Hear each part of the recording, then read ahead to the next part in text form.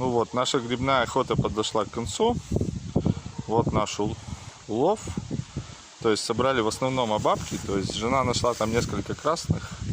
Но мне попались только обабки.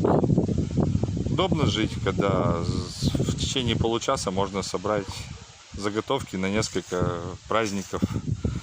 На еду зимой очень вкусно. С картошечкой.